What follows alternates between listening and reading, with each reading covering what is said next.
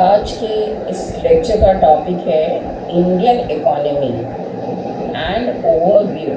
That means भारतीय अर्थव्यवस्था, इसकी पूर्ण संरचना या भारतीय अर्थव्यवस्था का स्वरूप क्या है। डेवलपिंग मार्केट इकोनॉमी, भारतीय अर्थव्यवस्था के लिए कहा जाता है a developing market economy. So the chapter की हेडिंग है the Indian economy and overview. तो इस अपकमिंग चैप्टर में हम आपको बताने का प्रयास कर रहे हैं कि जो हमारी भारतीय अर्थव्यवस्था है उसका स्वरूप कैसा है। हमारी भारतीय अर्थव्यवस्था डेवलप्ड है, अंडर डेवलप है, डेवलपिंग इकोनॉमीज में आती है, या किसी भी देश की अर्थव्यवस्था को परखने के लिए, देखने के लिए या जानने के लिए वो कौन कौन से ऐसे मूलभूत कारक हैं जिनकी एनालिसिस से हम इस बात का पता लगाते हैं कि उस देश की अर्थव्यवस्था जो है वो विकसित है, अविकसित है, या वो देश जो है वो विकासशील देश की श्रेणी में रखने योग्य। इन शॉर्ट आपको ये बता दें या आप स्वयं इस बात से भूखे होंगे कि हमारी जो भारतीय अर्थव्यवस्था है, भारत जो है वो एक कृषि प्रधान देश है। हम हमेशा से ये सुनते आए हैं, आप लोगों ने भी ये बात सुनी होगी कि भारतीय अर्थव्यवस्था जो है एक कृषि प्रधान अर्थव्यवस्था है। India is an agricultural economy. That means यहाँ की अधिकांश जो पॉपुलेशन है वो कृषि पे निर्भर करती है और पूरी पॉपुलेशन के अधिकांश जो जनसंख्या है उसका अनुपात जो है वो गाँवों में निवास करता है। तो ऑब्वियस सी बात है, जो भारतीय अर्थव्यवस्था होगी उसका पूर्ण श्रेय गाँव के आसपास, गाँव के विकास पर ही निर्भर करेगा। जैसे जैसे हमारे गाँव विकास करेंगे वैसे हमारी अर्थव्यवस्था भी निर्भर करेगी। इसीलिए कहा जाता है भारत जो है एक कृषि प्रधान देश है। India is an agricultural economy. तो इस अपकमिंग चैप्टर में हम जो मेजर इश्यूज को डिस्कस करेंगे वो हैं major factors of economic development. आर्थिक विकास को बताने वाले कौन कौन से घटक हैं या कौन कौन से कारक हैं जिनके माध्यम से हम इस बात का पता लगा सकते हैं। दूसरा एस्पेक्ट है मीनिंग ऑफ इंडियन इकोनॉमी। भारतीय अर्थव्यवस्था का हमारे लिए क्या तात्पर्य है। और नेक्स्ट है कैरेक्टरिस्टिक्स ऑफ इंडियन इकोनॉमी। जो हमारी भारतीय अर्थव्यवस्था है उसके विशेष तत्व क्या क्या हैं।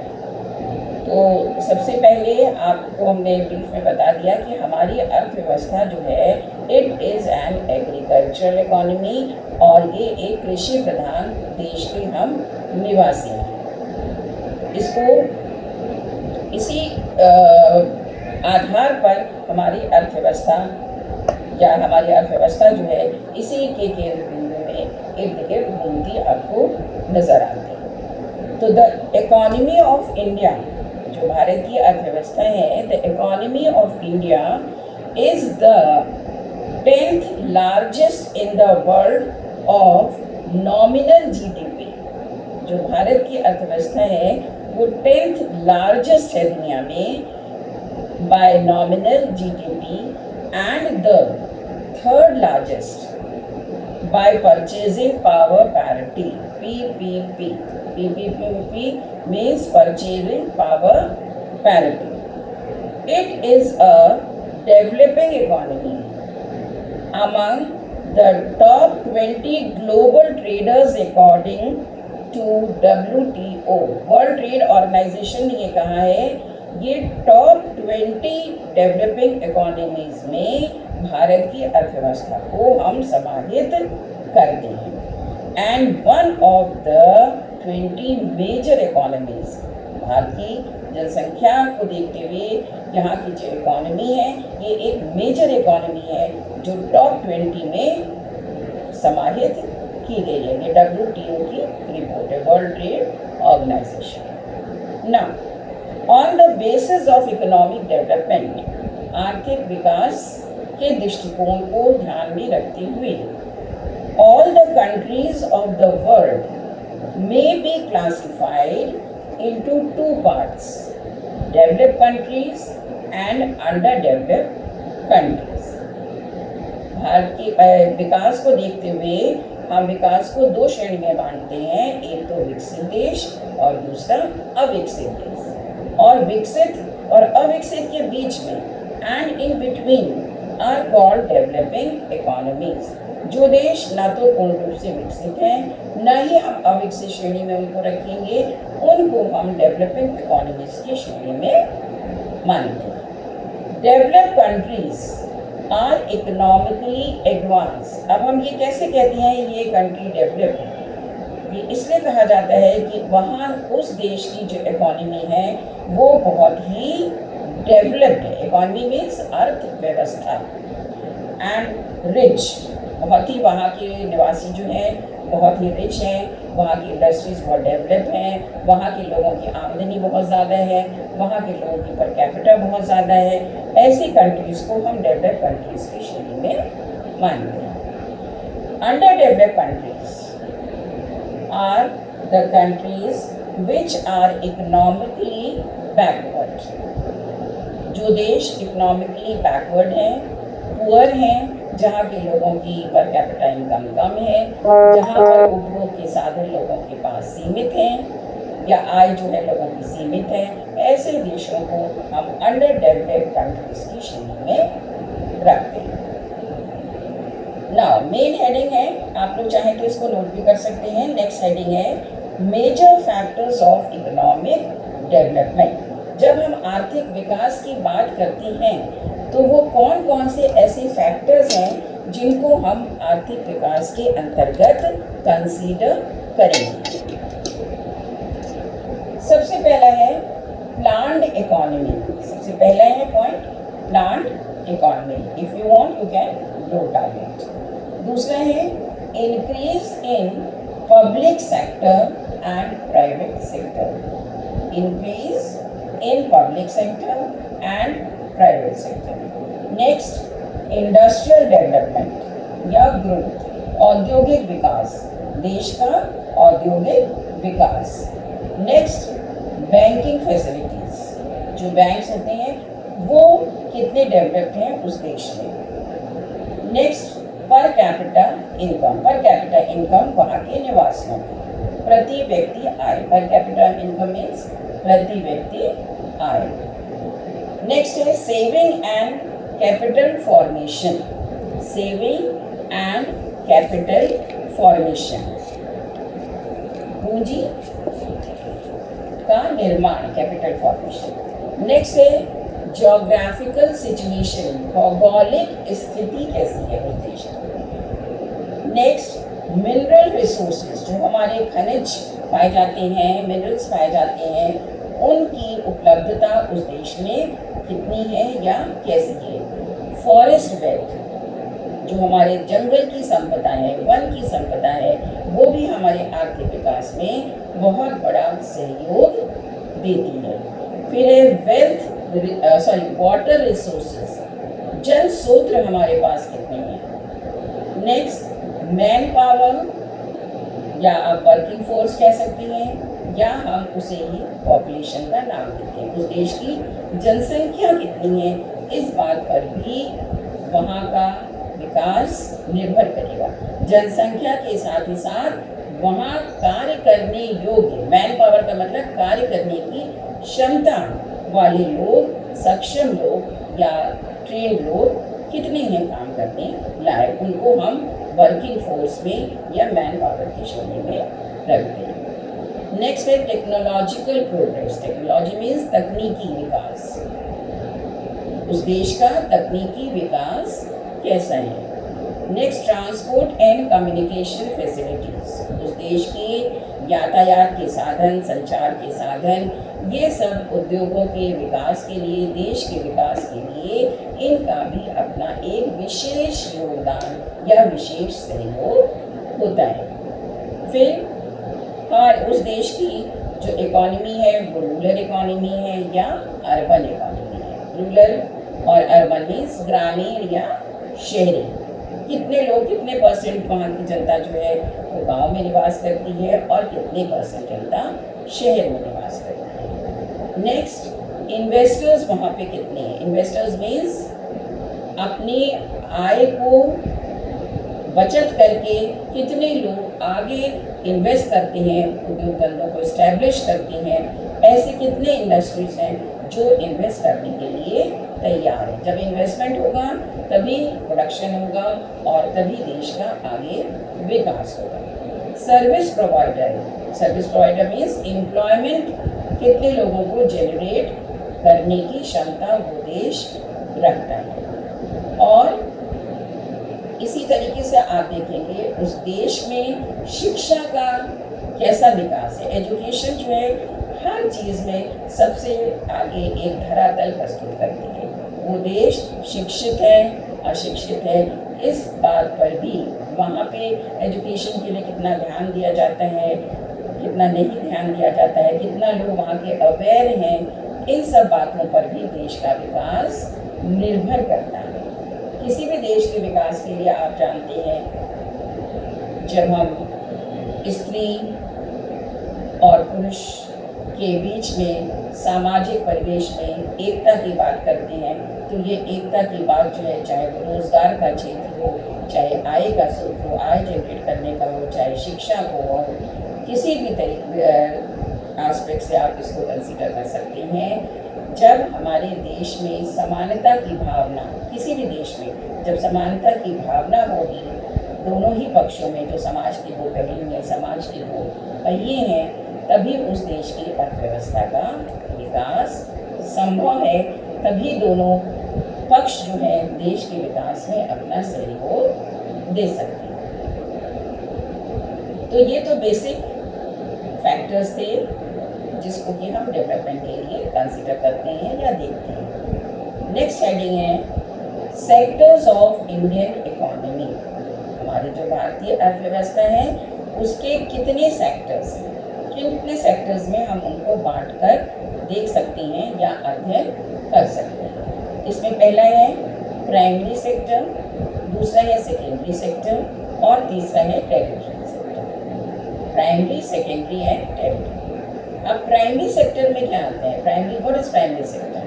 प्राइमरी सेक्टर में एक्टिविटीज रिलेटेड टू एग्रीकल्चर, कृषि से संबंधित जितना भी धंधे आते हैं वो हमारे इस सेक्टर में आएंगे, प्राइमरी सेक्टर। सेकेंडरी में activities related to manufacturing industries. यहाँ पर सेकेंडरी सेक्टर्स में जो हमें रॉ मटेरियल एग्रीकल्चर से प्राप्त होता है उसको इंडस्ट्रीज के फाइनल गुड्स में परिवर्तित करने से पहले उसको जो दूसरा शेप दिया जाता है, उसको आगे के लिए तैयार किया जाता है प्रोडक्शन के लिए, as per requirement of that industry, that is उसको हम आगे किस तरीके से तैयार करेंगे कि वो रॉ मटेरियल जो है वो हमारे आगे किसी यूटिलिटी में कन्वर्ट हो, उपयोगिता का सृजन कर सके, उसके अंतर्गत ये सेकेंडरी एक्टिविटीज़ आती हैं, that is related to manufacturing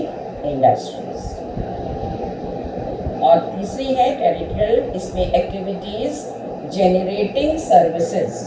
इसमें सर्विसेज का जनरेशन, मतलब किन किन प्रकार से हम अपनी सेवाओं को उपयोगिता में लाने का प्रयास करते हैं, कौन कौन सी सेवाएं हम अपने देश में अपनी जनता के लिए उपलब्ध कराने में सक्षम हैं। इन सभी बातों पर किसी भी देश का विकास या उन्नति या डेवलपमेंट निर्भर करता है, और यही तीन सेक्टर्स हमारी भारतीय अर्थव्यवस्था के भी मूल आधार हैं। नेक्स्ट, अब जितने भी फैक्टर्स अभी हम लोगों ने ऊपर डिस्कस किए थे, उन्हीं फैक्टर्स को हम स्टेप बाय स्टेप आपको एक्सप्लेन करेंगे और उस माध्यम से ये बात को क्लियर करेंगे कि हमारी भारतीय अर्थव्यवस्था कहाँ स्टैंड करती है, डेवलप्ड है, अंडर डेवलप्ड है या इन बिटवीन डेवलपिंग इकोनॉमीज की श्रेणी में हम इसको रखेंगे। तो इसमें सबसे पहला पॉइंट आ रहा है लो पर कैपिटा इनकम। लो पर कैपिटा इनकम। अब पर कैपिटा इनकम क्या होती है? total income of the country divided by number of the population. तो जितनी भी हमारे राष्ट्रीय आय है उसको यदि हम उसकी पॉपुलेशन से डिवाइड कर दें तो हमें उस देश की प्रति व्यक्ति आय का पता चल जाता है। तो जिस देश की प्रति व्यक्ति आय जितनी अधिक होती है वो देश उतना ही उन्नतिशील माना जाएगा। इसको सुन लीजिए। Developing economy is characterised by low per capita income. जो डेवलपिंग इकोनॉमीज होती हैं वहाँ पर कैपिटा इनकम अपेक्षाकृत डेवलप इकोनॉमीज के कम होती है। India per capita income is very low as compare to advance countries but it is increasing gradually. भारत की अर्थव्यवस्था को देखते हुए हम ये कह सकते हैं कि यहाँ के लोगों की जो पर कैपिटा इनकम है with comparison to advanced countries या with comparison to developed countries उनकी अपेक्षा अभी कम है, लेकिन ग्रेजुअली ईयर टू ईयर हम इसमें इंक्रीज देख रहे हैं। India not only the per capita income is low but also the income is unequally distributed। देखिए यहाँ ये कहा जा रहा है कि भारत की अर्थव्यवस्था में केवल पर कैपिटा इनकम ही कम नहीं है बल्कि यहाँ पर नेशनल इनकम का जो डिस्ट्रीब्यूशन होता है उसमें बहुत ज़्यादा इनइक्वालिटी है। अब इनइक्वालिटी से हमारा क्या तात्पर्य है? दैट मीन्स यहाँ जो लोग अमीर हैं वो बहुत ज़्यादा अमीर हैं और जो गरीब हैं वो इतने गरीब हैं कि उनको दो वक्त की दो जून की रोटी के लिए भी जुगाड़ करना उनके लिए कभी कभी मुश्किल हो जाता है। मतलब जो इनकम का गैप है वो अमीरी और गरीब के बीच में बहुत ज़्यादा है, या अमीरी और गरीबी का गैप जो है वो बहुत ज़्यादा है। According to the IMF means International Monetary Fund, on a per capita income basis, India ranked 139th by GDP, Gross Domestic Product। इन्होंने बताया है कि पर कैपिटा इनकम के बेसिस पे इंडिया की जो रैंक आती है all over the world that is 139th GDP को कंपैरिजन करते हैं या जीडीपी को देखते हुए। और ग्रॉस डोमेस्टिक प्रोडक्ट जो है दैट इज 2.72 लाख करोड़, ये वर्ल्ड बैंक की रिपोर्ट है।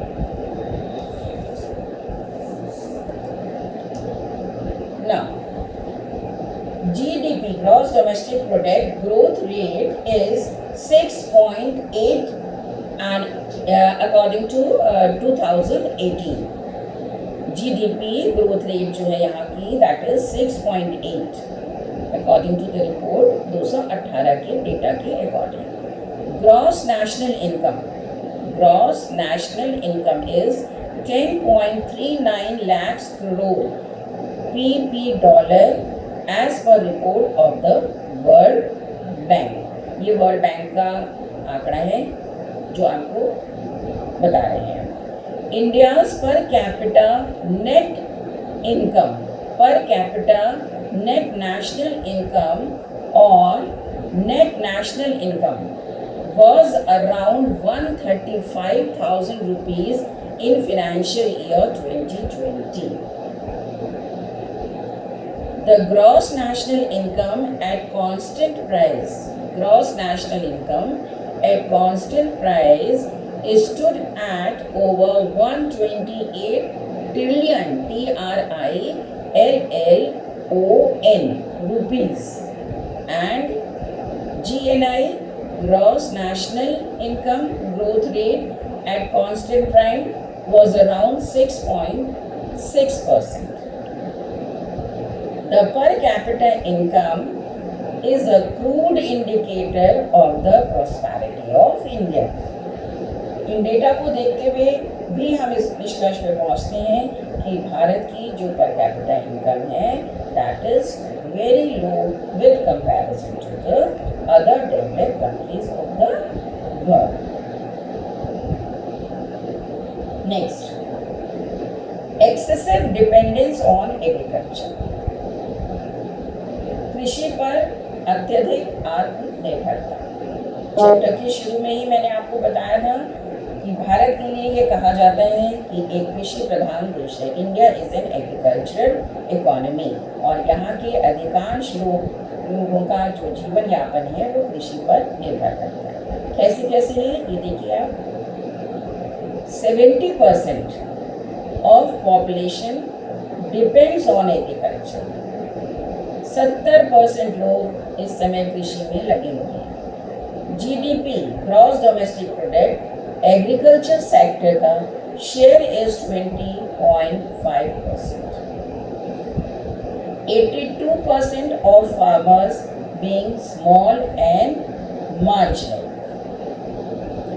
जहाँ पे 70% लोग एग्रीकल्चर में लगे हुए हैं पॉपुलेशन के, लेकिन जो हमें शेयर मिल रहा है एग्रीकल्चर सेक्टर से वो केवल 20.5 मिल रहा है।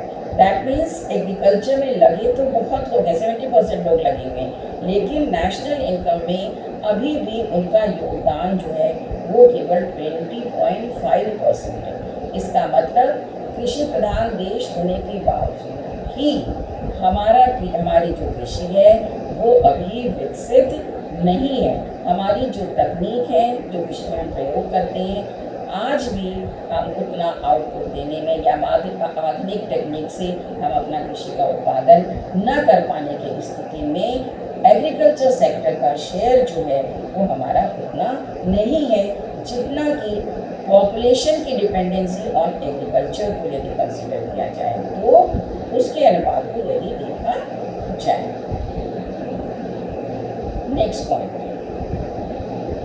पॉपुलेशन ग्रोथ, जनसंख्या वृद्धि।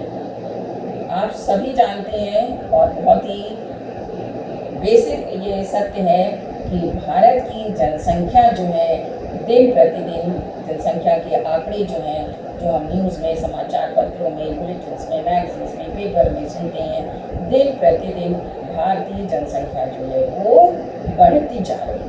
कैसे देखिए, second most populated country, Bharat जो है विश्व का द्वितीय सबसे ज़्यादा पॉपुलेटेड देश है।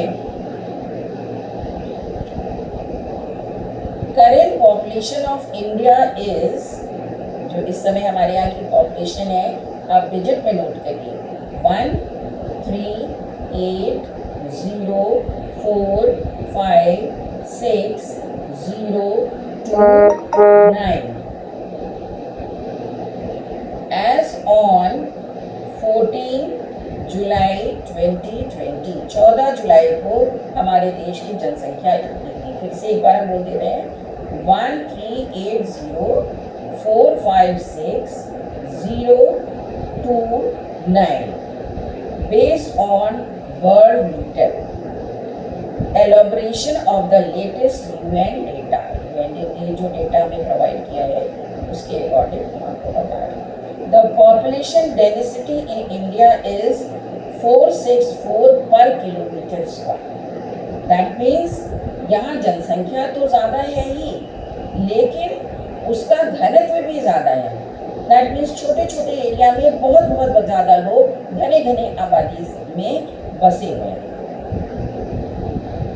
35% of the population is urban. Roughly 35% लोग जो हैं वो शहरों में निवास करते हैं और 70 to 75% लोग जो हैं या 65 to 70% ये कहा गया है कि ये एग्रीकल्चर सेक्टर में लोगों का लोग रहते हैं। Next point, under employment and unemployment, बेरोजगारी या अर्ध बेरोजगारी। अब ये बेरोजगारी या अर्ध बेरोजगारी क्या है? आप सब जानते हैं, जो व्यक्ति कार्य करने में सक्षम है, जिसके पास योग्यता है, जिसके पास डिग्री है, जिसके पास स्किल है कार्य करने की, उसको यदि कार्य नहीं मिल पाता है तो वो बेरोजगार कहलाएगा। ठीक है, तो जैसा कि हम जानते हैं और हमने अपने आसपास आंकड़ों से भी ये बात सिद्ध हो रही है कि भारत में अभी भी एम्प्लॉयमेंट जो है, भारत सरकार जो है प्रत्येक व्यक्ति को जो कि कार्य करने में सक्षम है या जो भी उसकी स्किल्ड है चाहे अनस्किल्ड है, हर व्यक्ति अपने जीवन यापन के लिए कोई ना कोई रोजगार करना चाहता है। लेकिन अभी भी बेरोजगारों की भीड़ या बेरोजगारों की कतार जो है वो दिन प्रतिदिन बहुत ही लंबी होती जा रही है। करंट रेफरेंस में अगर देखें तो इस समय वैश्विक महामारी चल रही है, आप सब जानते हैं, हम लोग कोविड-19 के दौर से गुजर रहे हैं। ऐसों में बहुत सारे मजदूर, बहुत सारी इंडस्ट्रीज, बहुत सारे उद्योगों पर बहुत विपरीत प्रभाव पड़ा है और लोग अपना काम धंधा छोड़ के अपने अपने गाँवों में जाने के लिए मजबूर हैं और गांव में आ भी गए हैं अपने उद्योग, अपने कार्य को छोड़ के। सरकार की कई योजनाएं भी इस संबंध में बनाई गई हैं या बनाई जा रही हैं। सरकार इस क्षेत्र में प्रयत्नशील है कि जो लोग जहां पर अपना कार्य छोड़ के आए हैं, जो उनका होम टाउन है, वहीं पर उनको उद्योग धंधे दिलाए जाएँ, जिससे कि उनको अननेसेसरी दूसरे राज्यों में, दूसरे प्रदेशों में जाके रोजगार के लिए भटकना न पड़े। लेकिन फिर भी यदि आंकड़ों के आधार पर हम कंसीडर करें तो आज भी बेरोजगारों की संख्या कंपैरेटिव टू डेवलप्ड कंट्रीज हमारे यहाँ बहुत ज़्यादा देखने को मिलती है। बेरोजगारी के साथ ही साथ दूसरा ये होता है अर्ध बेरोजगारी। अर्ध बेरोजगारी का मतलब है कि जिस व्यक्ति में जो कार्य करने की क्षमता है उसे वो कार्य उपलब्ध नहीं हो पाता है, लेकिन अपने जीवन यापन के लिए, अपने डे टू डे की आवश्यकताओं के लिए अपनी योग्यता से कम काम को वो करने को तैयार हो जाता है ताकि उसको जैसे संभव हो वो अपना जीवन यापन कर सके। तो इस क्षेत्र में भी हमारे देश में अनेकों ऐसी समस्याएं चल रही हैं जो विचारणीय हैं, जिस पर सरकार को ये प्रयास करना चाहिए कि जिस व्यक्ति के पास जो डिग्री हो, जो स्किल हो, जो योग्यता हो, उसको उसी आधार पे कार्य दिया जाए ताकि उसकी उत्पादकता का, उसकी उपयोगिता का पूरा का पूरा लाभ उठाया जा सके। Next point, inequality of wealth distribution. ये हमने आपको पहले बताया था कि ये भी हमारा बहुत ही दुर्भाग्य है कि यहाँ पे या तो लोग बहुत ज़्यादा अमीर हैं तो इतने अमीर हैं कि उनको अपनी आय की गणना करने में भी समय लगता है, और कुछ व्यक्ति इतने गरीब हैं कि वो अपना दैनिक जीवन यापन के लिए भी असहाय हैं। तो इनइक्वालिटी का तात्पर्य ये है कि अमीरी और गरीबी के बीच में जो गैप है या जो खाई है वो बहुत ज़्यादा है। इसी खाई को कम करने के लिए सरकार समय समय पर योजनाएं बनाती है और जो व्यक्ति बेरोजगार हैं उनको बेरोजगारी भत्ता या उनको किसी भी प्रकार से अन्य सब्सिडी या अन्य प्रकार से सहयोग देके उनको या उनके जीवन स्तर को ऊंचा उठाने का प्रयास करती है। तो इनइक्वालिटी ऑफ वेल्थ डिस्ट्रीब्यूशन में आप ये देखिए, the richest 10% of Indians own 80.7% of the wealth in the India। मतलब इंडिया के 10% लोग ऐसे हैं जो कि इंडिया की 80.7% वेल्थ उनके ही पास है केवल। That means remaining 90% of the population के पास राउंड अबाउट केवल 18.3% वेल्थ ही डिस्ट्रीब्यूट होती है। इसीलिए कहा गया है कि अमीरी और गरीबी की जो खाई है वो बहुत ज़्यादा देखने को मिलती है हमारी अर्थव्यवस्था में। Next, income inequality in India refers to the unequal distribution of wealth and income among citizens। ये जो इनइक्वालिटी हम देखते हैं इसकी वजह से हमारी जो डिस्ट्रीब्यूशन ऑफ वेल्थ होता है, जो राष्ट्रीय आय का जो वितरण होता है वो बहुत ही अनइक्वल है और अमीरों के पास ऑब्वियस सी बात है ज़्यादा इनकम होती जा रही है और जो गरीब लोग हैं वो उनके बीच में उनके पास उनकी पर कैपिटा इनकम जो है बहुत कम होती जाती है। Next point, low level of technological know how, तकनीकी ज्ञान का अभाव। अब ये तकनीकी ज्ञान क्या है?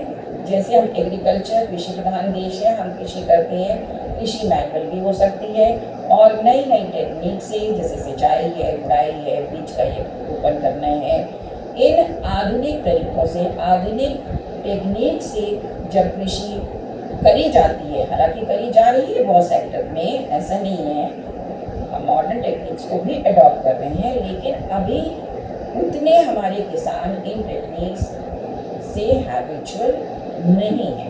हमारे यहाँ की टेक्नोलॉजी जो है वो अभी पूर्ण रूप से उतनी विकसित नहीं है, चाहे वो कृषि हो, चाहे वो हमारे उद्योग धंधे हो। अभी भी हम अपने प्राइमरी तरीकों को ही अपनाते हैं काफ़ी हद तक, लेकिन इस दिशा में सरकार का प्रयास निरंतर है कि हमारी तकनीकी ज्ञान हमारे विद्यार्थियों का, हमारे जो प्रोफेशनल्स हैं उनको विभिन्न प्रकार की ट्रेनिंग देके टेक्नोलॉजी, उनकी टेक्नोलॉजिकल जो ज्ञान है उसका विकास करने का प्रयास सरकार कर रही है। Obsolete techniques of production are largely being applied in both an industrial sector in our country. Obsolete means पुरानी टेक्निक्स, जो पुरानी हो चुकी हैं उन्हीं टेक्निक्स को हम अभी भी प्रयोग में ला रहे हैं। It is very difficult to adopt modern technology in Indian productive system, which is untrained, illiterate and unskilled labor. अगर हम मॉडर्न टेक्निक्स को ले भी आते हैं तो हमारे सामने ये समस्या आती है कि जो हमारे वर्कर्स हैं वो अनट्रेन्ड हैं, इलिटरेट हैं या अनस्किल्ड हैं, जिनको हम उन मॉडर्न टेक्निक्स या नई मशीनों पर कार्य करने योग्य अभी वो नहीं हो। This has resulted in inefficient and insufficient production, leading towards general poverty in our country. Obvious सी बात है, जब हम पुराने मेथड्स को, पुरानी टेक्निक्स को, मैनुअल वर्क को ज़्यादा करते हैं तो हमारा जो ओवरऑल प्रोडक्टिविटी होती है या ओवरऑल जो प्रोडक्शन होना चाहिए वो उतना नहीं होता है, उतना हमें आउटपुट नहीं मिल पाता है, जिससे हमारी इकोनॉमी जो है वो पॉवर्टी बेस्ड हो जाती है। वहाँ पे लोगों की गरीबी को हम दूर करने में सक्षम नहीं हो पाते in comparison to advance countries. Next, under utilisation of natural resources. Under utilisation का मतलब कि जो हमारे नेचुरल रिसोर्सेज हैं उनका हम पूर्ण रूप से दोहन या प्रयोग या उनको हम अपने उपयोग में नहीं ला पाते हैं। अब नेचुरल रिसोर्सेज आप सब जानते हैं, जैसे प्रकृति की जो देन है हमारे लिए, जैसे वाटर है, एयर है, सनलाइट है, कोल है, कोयले की खानी है, ऑयल है, नेचुरल गैस है, ये सब हम प्रकृति की तरफ से दी हुई नियामत है, प्रकृति की तरफ से दिए हुए संसाधन हैं जिनका दोहन करके हम अपने विभिन्न आवश्यकताओं को पूरा करते हैं। लेकिन अभी भी हमारी इकोनॉमी में इतनी टेक्निक्स डेवलप नहीं हुई हैं कि इन नेचुरल रिसोर्सेज को हम पूरी तरीके से प्रयोग कर सकें या हम पूरी तरीके से इनको यूटिलाइज कर सकें या पूरी तरीके से इनका दोहन किया जा सके। आवर रिसोर्सेज आर अनएक्सप्लॉइटेड और अंडर एक्सप्लॉइटेड, या तो हम यूज ही नहीं कर रहे हैं या कर रहे हैं तो पूरी तरीके से उनको हम प्रयोग में नहीं ला पा रहे हैं। The total cultivated area in India is 1269 kilometre square. इतने ही एरिया में हमने अपना कल्टिवेशन किया है, that is 56.78% of total land area. which is decreasing due to constant pressure from our ever growing population.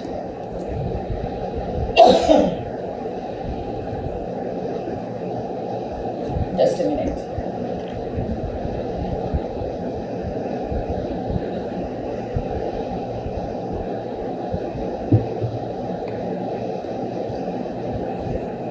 तो ये क्यों नहीं ऐसा हो पा रहा है कि हम अपने रिसोर्सेज को एक्सप्लॉयर पूरा तरीके से कवर कर पा रहे हैं?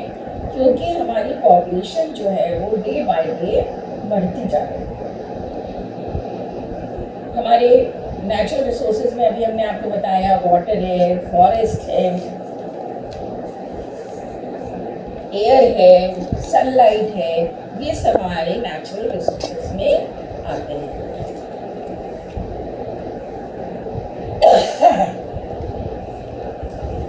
नेक्स्ट,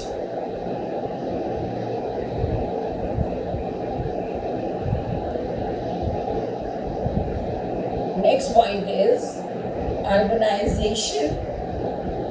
अर्बनाइजेशन मतलब शहरीकरण। Conversion of agriculture land to meet needs of urban population। ऐसा करते हैं इस चैप्टर को अभी मैं यहाँ पे थोड़ा सा ब्रेक देती हूँ, फिर नेक्स्ट